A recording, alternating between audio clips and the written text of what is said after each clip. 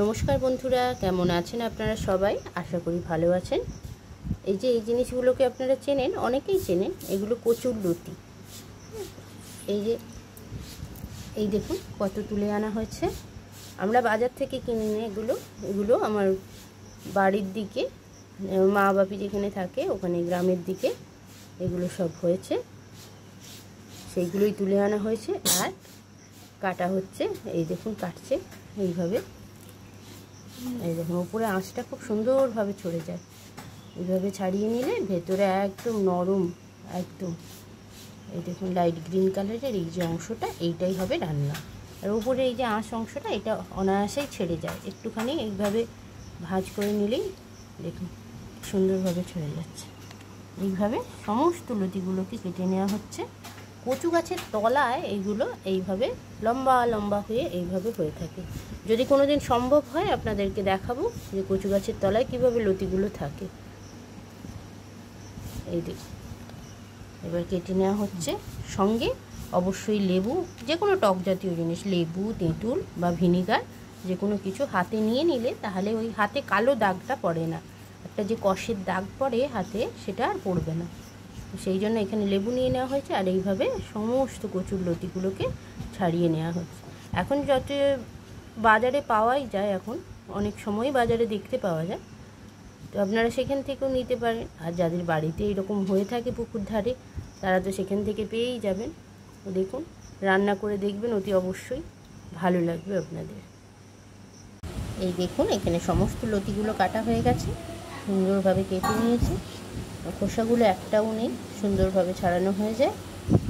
সমস্ত লতি কাটা হয়ে গেছে। ওদিকে লতিগুলোকে ভালো করে ধুয়ে নিয়েছি, কচুর লতিগুলোকে। এখানে একটা কড়াই বসিয়ে তার মধ্যে দিয়ে দিচ্ছি জল। জলটা গরম হতে দেবো একটু। কড়াইতে জলটা ভালো করে গরম হয়ে গেছে। এর মধ্যে দিয়ে দিচ্ছি কিছুটা নুন আর দিয়ে দিচ্ছি তেঁতুল।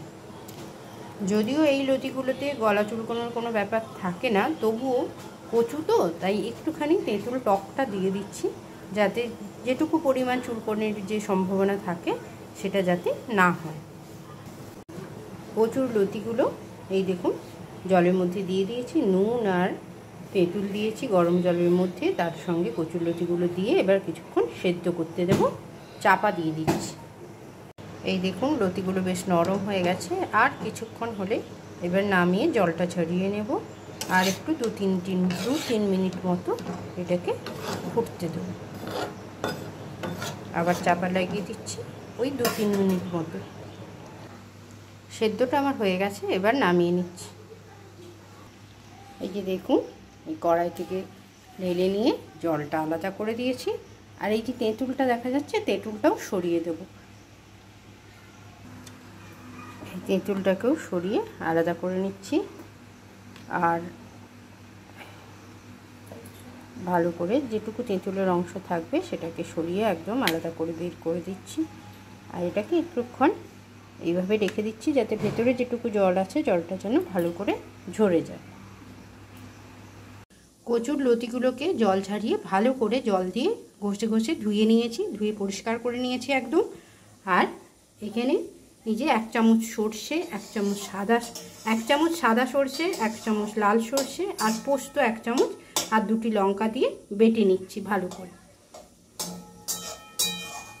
এবারে রান্নাটা শুরু করার পালা। এতক্ষণ তো সব কিছু রেডি করা হচ্ছিল, এবার রান্নাটা হবে, মূল রান্নাটা এবার শুরু হবে। তো এখানে কচুর লতি ধুয়ে মুছে একদম পরিষ্কার। আর এখানে ওই যে সর্ষে, পোস্ত, কাঁচা লঙ্কা যা বাটার, সেই বাটাটাও রেডি। আর এদিকে ফোড়নের জন্য কালো জিরে আর কাঁচা লঙ্কা। খুবই সাধারণভাবে তৈরি হবে রান্নাটা, কিন্তু ওই অসাধারণ একদম স্বাদ। এখানে কড়াইতে সর্ষের তেল গরম করে নিয়েছি। ফোড়নের কালো জিরে আর কাঁচা লঙ্কা সেটা দিয়ে দিলাম। একটু ভাজতে দেবো, কালো জিরের গন্ধটা সুন্দরভাবে উঠে আসছে ততক্ষণ। জিরেটা ভালো করে ভাজা হয়ে গেছে, কালো জিরেটা। এবার নুন আর হলুদ তেলের মধ্যে দিয়ে দিচ্ছি।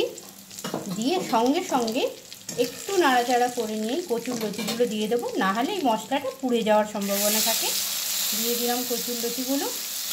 তো এই কচুর লতি অনেকে অনেক রকমভাবে করে থাকে, এবং আমাদের বাড়িতেও অনেক রকমভাবে হয়। কখনো চিংড়ি মাছ দিয়ে হয়, কখনো নারকেল কোড়া দিয়ে হয়। তো আজকে একটু সাধারণভাবেই করা হচ্ছে, ছোলা দিয়ে কচুরলতিটা একটু ভাজা ভাজাভাবে করা হচ্ছে।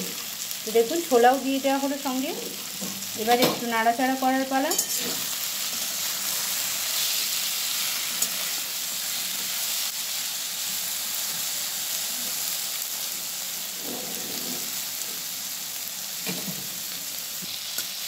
এটাই হালকা হাতে একটু একটু করে নাড়াচাড়া করতে হবে, যেহেতু ভাজা ভাজা বলেছি তাই হালকা হাতে নাড়াচাড়া করতে হবে। এই দেখুন এইভাবে মাঝে মাঝেই নাড়াচাড়া করে দিতে হবে। বেশ কিছুক্ষণ সময় ধরে এটা দেখুন লাল লাল করে ভাজা হয়ে গেছে। এবার স্বাদ মতো নুন আর এরই সঙ্গে দিয়ে দেওয়া হচ্ছে ওই যে সর্ষে পোস্ত কাঁচা লঙ্কার যে বাটাটা ছিল সেটা। কচুরলতির তরকারি অনেকে খেয়েছেন, তো এইভাবে ভাজা করে দেখবেন, এটাও সত্যিই অসাধারণ লাগে খেতে। ঠিক একটু ধৈর্য ধরে করতে হবে, মিডিয়াম হিটে রেখে লাল লাল করে ভেজে তারপরে আস্তে আস্তে করতে হবে। এইভাবে কিছুক্ষণ রেখে দিয়ে আবার বেশি নাড়াচাড়া করলে আবার ঘেঁটে যাওয়ার সম্ভাবনা থাকে, তাই হালকা হালকা হাতে নেড়ে চেড়ে এটাকে করতে হবে। তার সঙ্গেই মিষ্টিটাও দিয়ে দিতে হবে, 1 চামচ মতো মিষ্টি দেওয়া হলো। স্বাদটা আপনারা বুঝে নেবেন, ঝাল মিষ্টি নুন এটা আপনারা বুঝে নেবেন।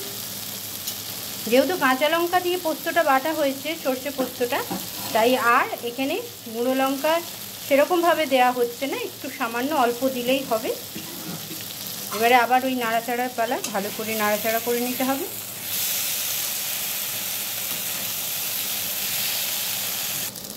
এই দেখুন সুন্দরভাবে ভাজা ভাজা হয়ে গেছে একদম। এইভাবেই ভাজা ভাজা হবে। আর একদম লাস্টে যেটা অতি আবশ্যক সেটা হচ্ছে এই যে আমচুর পাউডার, এটা দিলে টেস্টটা অসাধারণ হয়, তাই দিয়ে দেওয়া হচ্ছে আমচুর পাউডার।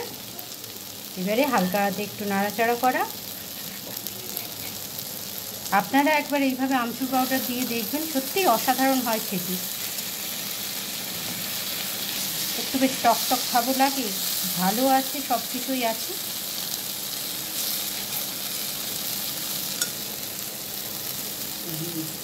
রান্না একদম কমপ্লিট আমার, এবার নামিয়ে নিচ্ছি। দেখুন কি সুন্দর ভাজা ভাজা লাল লাল হয়েছে। এবার নামিয়ে নিচ্ছি। এই দেখুন নামিয়ে নিয়েছি, সুন্দরভাবে সাজিয়ে দিয়েছি আর একটি লেবুও দিয়েছি, যাতে ভাতের সঙ্গে খাওয়ার সময় একটু লেবু দিয়ে খেলে এর টেস্টটা আরও ভালো লাগে। তাই তৈরি হয়ে গেল আমাদের কচুরলতি ভাজা। তরকারি নয়, এটা কচুরলতি ভাজা। তো বন্ধুরা বাড়িতে এইভাবে একবার কচুরলতি যদি পেয়ে থাকেন বানাবেন, আর আমাকে অতি অবশ্যই জানাবেন যে কেমন লাগলো আপনাদের। তাহলে আজকের মতো এইটুকুই রাখলাম। নমস্কার, সবাই ভালো থাকবেন।